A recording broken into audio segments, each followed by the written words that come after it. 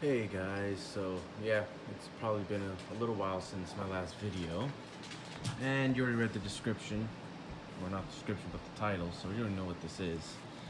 Um, but yeah, full disclosure, this isn't mine, sadly. I wish it really was, because this thing is beautiful, just beautiful, but it's not mine, and it's really expensive, and to be honest, since I'm planning to move soon again to more real steel, uh, move to a free state, I'll probably build one of these for probably cheaper than what this cost. But yeah, so this is pretty much a GMP walk GBBR. It's I don't know exactly what parts are GMP and what aren't. I know the magazine isn't, and the receiver obviously isn't, and the buffer tube isn't. Um, and that I don't know exactly what it is. This is kind of like those custom builds that those sort of small custom shops do. So they just sort of use a bunch of parts. But pretty much the receiver, and I'm pretty sure the company that did make this is Bomber.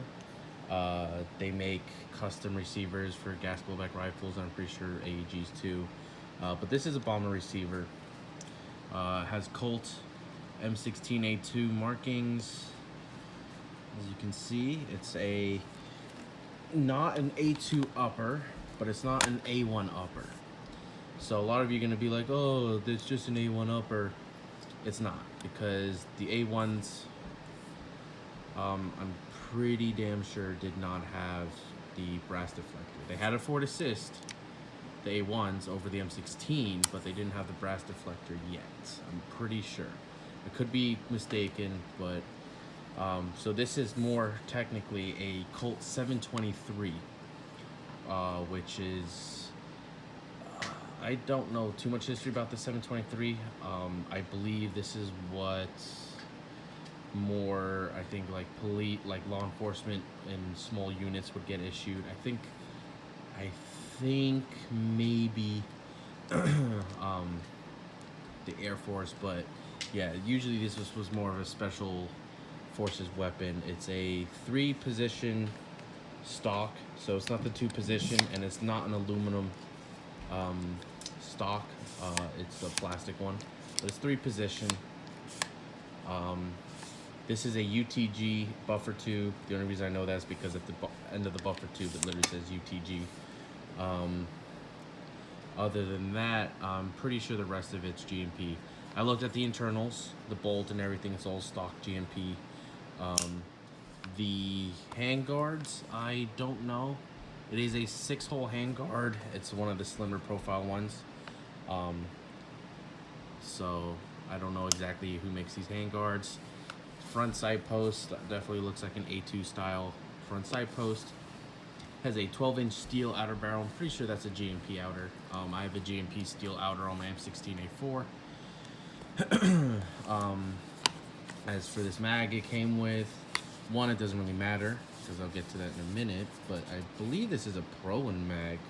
I'm not too sure. It's not a GMP mag. I'm pretty damn sure it's not a GMP mag, because I've had a few of the GMP walk mags.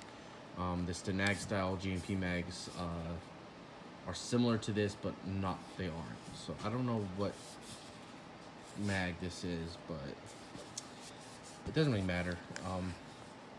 But yeah, internally, pretty much a stock GMP. It's a very beautiful rifle. I really wanted to get one of these, not for the 723, even though I might have, kept parts to convert it back to a 723, but I really wanted to do was make a Fallout New Vegas battle rifle, because the 723 upper specifically is the closest, or the C7 upper off the Canadian service rifles. That upper is the closest one to a Fallout service rifle. Has an A1 style carry handle / rear sight, but it has a brass deflector, which the A1s don't. Like I said, I'm pretty sure. I could be wrong, but I'm pretty sure the A1s don't have a brass deflector. They only introduced the forward assist. Then the A2s came out with, so this is like basically this upper is like the in between an A1 and A2. You still have the A1 sight, but you have more of an M16A2. You got the M16A2 style forward assist, not the teardrop, even though the service rifle has a teardrop, but that's easily changeable. But it's an A1 style sight with a brass deflector, so it's pretty much the in between an A2 and an A1 for the M16 family, because obviously, if you know, M16A2 has obviously a forward assist, a brass deflector, but it has a different style rear sight, which is adjustable for elevation. This is only adjustable for windage. But yeah. So, I got this from a friend because I'm going to be doing some work on it.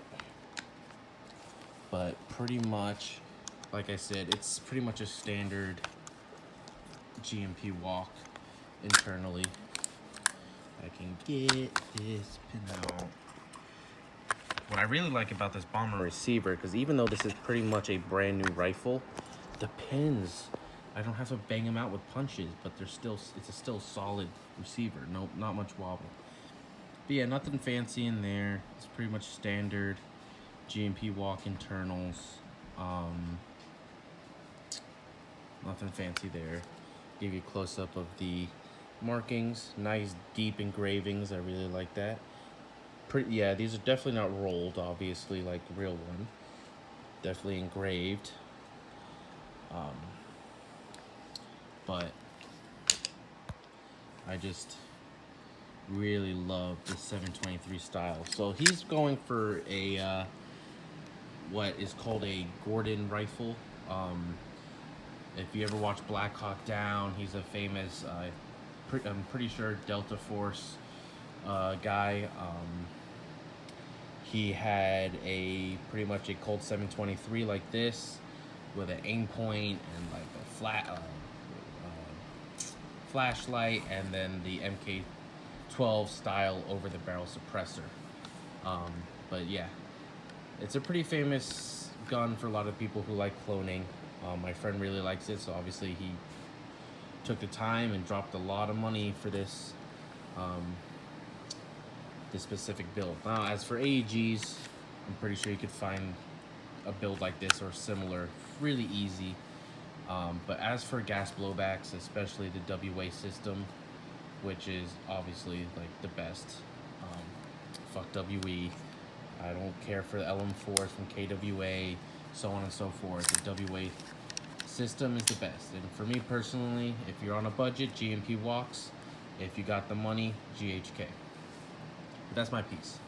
But as for what's happening with this rifle, it doesn't matter what gas system is in it now, because it's getting Daytona'd. So I already have a Daytona MK18-ish style rifle that I built for him in a GMP walk body, which we just built it just for now, just so we could, start breaking the engine in and, just, having a Daytona in general.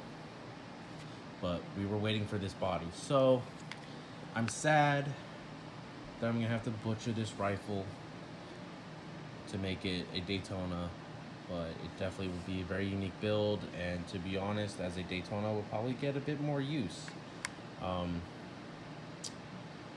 Definitely won't have the cool kick and the full travel and all that of being a regular gas blowback, but taking AEG mags and HPA, and where we live it gets cold in the winter, so you won't have to worry about cooldown effect or anything. So this will be converted to a Daytona. If you really want to, I'm sure you could convert it back to a gas blowback. The biggest issue turning it back to a regular gas blowback is the fact that as a Daytona, we have to get rid of the rear trunnion pinhole boss, or whatever you want to call it, on the upper. This gets totally cut out. So that's the really only big issue that you run into if you want to try to convert it back. But for now, I think he really just wants to keep it Daytona, or make it into a Daytona and keep it like that. But it's a very, very nice rifle. Very happy I get the chance to touch it. I got to do a few test shots. I don't have much propane left, but it shoots pretty much just like a standard GMP GBBR.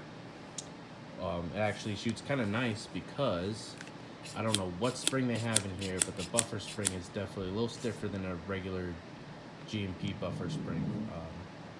To me personally, I don't even know what's in here, but it feels, it's sturdy. It's obviously not as strong as a real one, but it could be a Vipertech one, to be honest. It's a nice stiff buffer spring, so that's nice. Other than that, I mean, I'm not even gonna bother taking off the handguards because it's a stock hop-up unit in there. It's pretty much, like I said, all stock internally.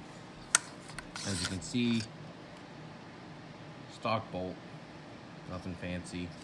The actually nice thing about the Bomber receivers, unlike the GMP receivers, is that the charging handle is actually keyed into the receiver like a real AR. The GMPs is pretty much just a straight in, doesn't matter because there's no groove. But so this is more like a WE GHK, where actually it's like a real steel, where you actually have to key in the charging handle, which I'm having trouble doing. There we go. So that's nice. That's a nice touch. Either way, they're perfectly fine. I mean, it's only really an issue when you take apart the rifle. As for when shooting and having it together, it doesn't really matter. But yeah, beautiful rifle. Very happy I got the chance to hold it. I'm gonna have the chance to fuck it up because that's what the customer wants. So, is it sad? Yes, but I got the opportunity to. So, where is there's the rear? Let's try to get the front in. I don't know what's happening. Put you down for 1 second so we can figure this out. There we go. So yeah. See if I can do this one-handed. Definitely stiffer buffer spring. It looks like it's a stock buffer, from what I can tell. A stock GMP buffer, but the buffer spring is nice. Okay, let me lock back the bolt. It's very nice. On camera, as you can see, it has sort of a purplish anodizing coat, which is kind of similar to what is actually issued in the military. I don't know about back then, but now, if you look at a lot of pictures, especially Marine Corps pictures of surface weapons, you'll see like some of the receivers, the anodizing has been so faded, it just looks like purple anodization. On camera, you can kind of see it. In person, it just looks black. We'll see over time how it fades, but it's nice. But yeah, that's the Colt 723. It's beautiful. If I didn't like the dude, I'd steal it from him because this this is just beautiful.